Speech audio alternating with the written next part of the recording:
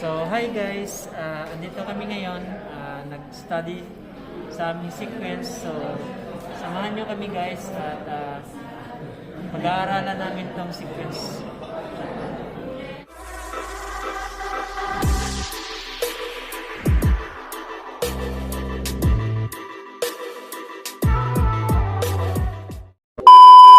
So, ito sila guys, no? So, anyway, sila yung mga captain waiter namin dito. So, i-interviewin ko sila. So, ano pala yung mga sequences natin dito sa Lishlas?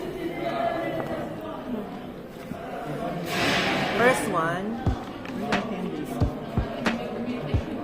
one, welcoming the guest with a smile. So, pag welcome ka ng guest, kailangan siyempre you should have the smile. Yes. Because if you don't smile, the guest will be upset. Yes. And number 2, asking the guest about the number of people. It's either single or family section. Asking the guest number because we need to know what the table for the number of guests. We ask it in a single section or in family section. Next, number 3. For the third one, we have take the guest to the table or to the elevator if they want to sit upstairs. Meaning, the hostess should be not what do you call that? The hostess should be sent our guests when the table they want, where the table they want to sit. For example, as a hostess, you should know to what do you call that? To segregate baday or to Equalize. yeah, to equalize. This is the hostess before in Apple juice. Now, to equalize the guests. For example, you have already a lot of guests here in this section. You should have to take to another section so that the crowd is more more tolerated. And the fourth one is receiving the guest through the captain. So, for example, they have customers and the hostess would entertain them. The hostess should introduce the guest through their captain waiter so that the guests would know who are their captain they will be. Yes. And number 5, inform the guest about the barcode menu. Since we don't have the paper menu because of the pandemic situation, all the restaurants provided the barcode to see the menu. The only thing is we need to inform our guests to scan the barcode to see the menu itself. And number 6. Yes, for number 6, we have to take in the order with suggestion. Basically, this is the main character of our captain waiter. We should take the order with suggestion. What we mean? For example, they have some offer for tonight or some promotion, or at least suggest the high selling price of our restaurant. For example, we have for sharing or for a group menu, we have to suggest and to inform the guest what is the best seller that we have, especially now that we only have Pioneer here in the number 7. Repeating the order to the guest to make sure of his order. So every captain waiter should repeat the order to make sure that the order is correct. Yes. Tama. So avoiding some problem. Next, Number 7. 7, inform the guest about the time of the order. So this one is very critical because the time of the order it depends on the guest order. But as long as the order is finished, we should give praise to the guest what the food they order. Number 8. After the order, registering the order at POS. POS means point of system. So POS, we have already, I guess we only have one POS right now, located at the left far there. So registering the order to POS, you already informed the guest the order, you have already repeating the order. So it's also critical for us to punch the order in our POS. So POS is very critical as well because you cannot be void. You cannot unsend this one to the kitchen once you send it already. So this is a very important as a captain waiter. This is a very critical situation. Okay, number 7. Number 8. Number 9, determine the order, the salad first, and then the main dishes if the guests need one by one. So, as the captain waiter, you should ask first, order 2 appetizer first. So, appetizers or salad. Second one, bar drinks. Third one, the last one is the main dishes. So, you should do each by each. That's it. And to complete the sequence of service, the last one is the number and inform the runner about the order with details. So here, every section we have captain waiter, and we have runner, and we have waiter.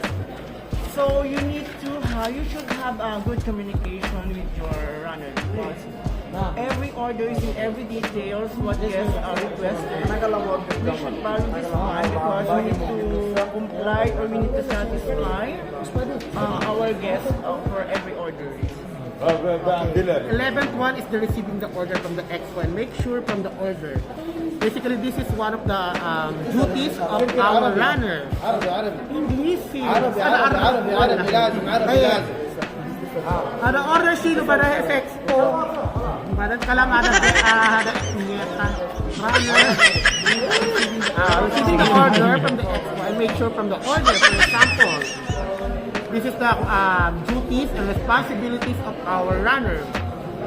They make it sure that the order is right, that the order is depends on the modifier that the guest is asking. And especially, we need to check the quality if it is hot, if it is on time as well, and if it is the right order. So, for the runner, you should have to inform the captain waiter after you take the food from the expo before serving the guest.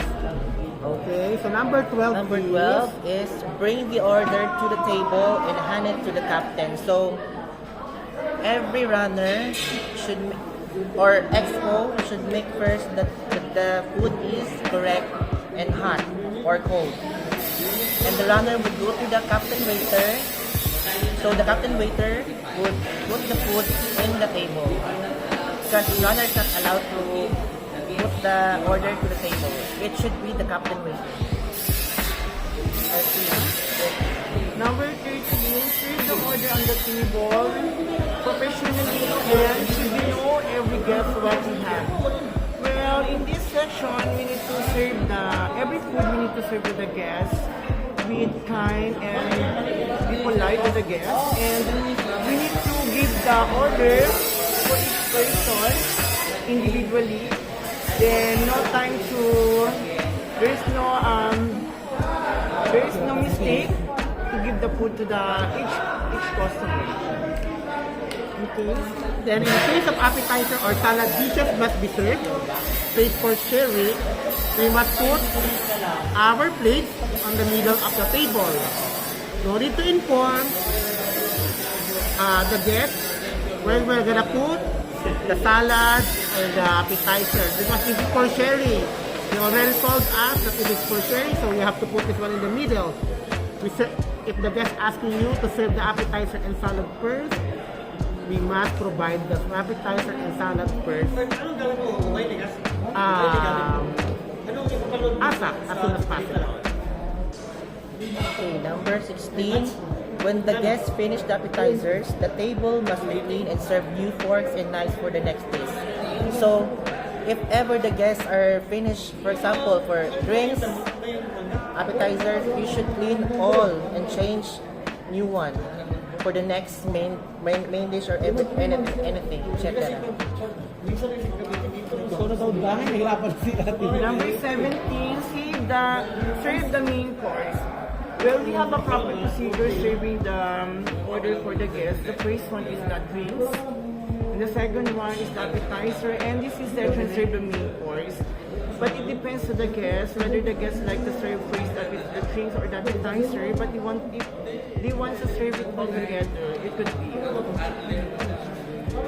And then when the guest has finished already the main dish, we must be cleared and clean the table from the plates, from the pork, cutleries, and then for the what do you call that? Underline ba yun? Yes, this underline paper. That. Of course, we have to present some toothpicks, wet tissues. If the guest asking for sanitizer, that's the time we have to give this one. And then, next. Okay, now the next is when the guest requests the bill, the table must be clean. So, sorry. Number 19, suggest a menu of dessert. So after the guest eating all their main dishes, appetizers, drinks, you should clean. After that, you should suggest the menu of the dessert, so they can choose anything. And number 20, when the guest requests the bill, the table must be clean. In this section, as long as you can do the pre-bussing, we need to do the pre-bussing in the table, because it's very nice to see the table must be clean. And before you see the guest asking for the bill, we should clean the table first. Then we should provide the bill to the customers. Okay, so printing the bill after you make sure to make sure that there is no shortage of orders or an increase in the invoice is very important.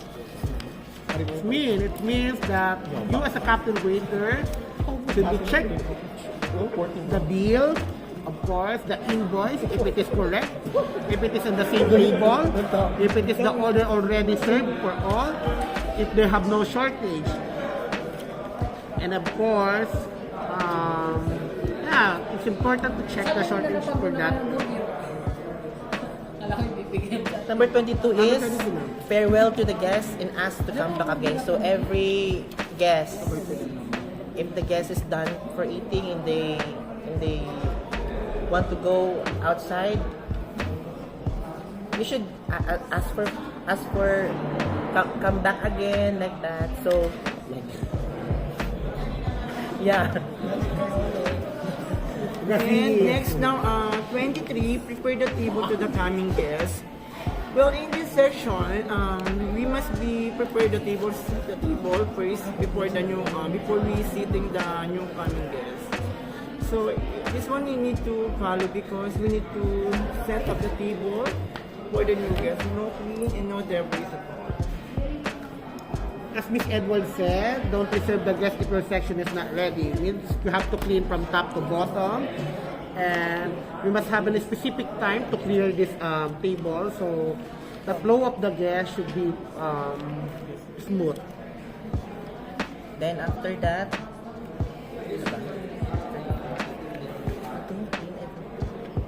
Clean everything well. yeah, 34, clean everything well, the chairs, couches, tables, floors. So every guest, if they're done eating, you should clean all what they use, like chairs, couches, tables, floors.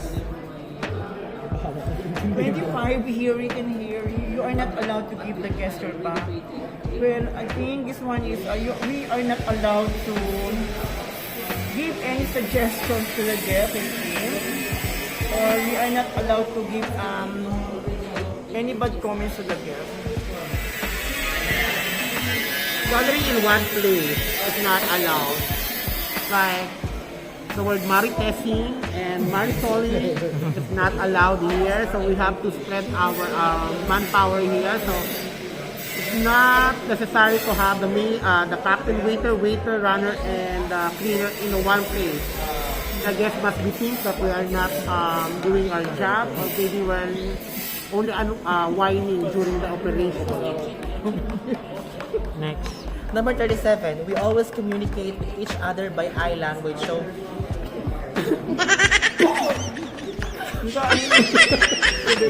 Para sa mga victim. Always communicate with each other by eye language. So you should have an eye contact with the guest. Yes. Eye contact, like for example, Each others, each other's whole. In general, Yeah, like teammates, co-workmates, you should have eye language. So no need to make like this, blah blah blah, like this big voice. So eye language is enough. 28, when you want to talk someone about one of the table, it is not allowed to signal at the table or other guests. I think this one, if we want something to talk about the table, it's possible that the guest not seeing you or not near in the guest, because maybe they are misunderstood about what you're talking about. And it's better you can talk about on the table if they already know you. Okay, connection to what Mr. Edward said, it is not allowed to joke during the duty. If you think our face is not serious, and it's not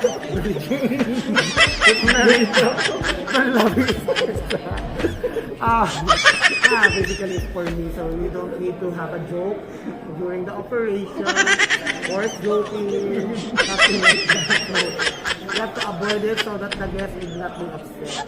Number 40 is, it is not allowed to use a mobile phone during the duty. Of course.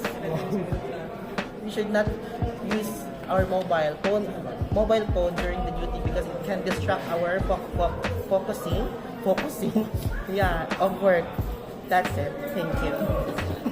And you're the last one, put your mobile on silent. Maybe if you're waiting someone calling or some texting, it's possible to put your mobile in silent mode because it's better because it is not something very annoying to other people, especially to the girls. Thank you. So there you have it. Kami po ang tatlong tayo. So that's it guys.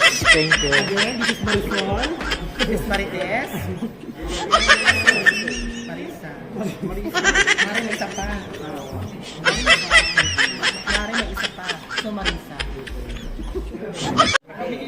So guys, yan na lahat, no? So napaliwanag na lahat nila ang mga sequence namin dito sa aming restaurant. So ang gagawin namin is we need to follow all the rules and regulations. We need to follow all they needs, all they want, all the customer wants. So hopefully it will work for us guys. So thank you so much guys at hanggang dito na lang po ang aking vlog for today.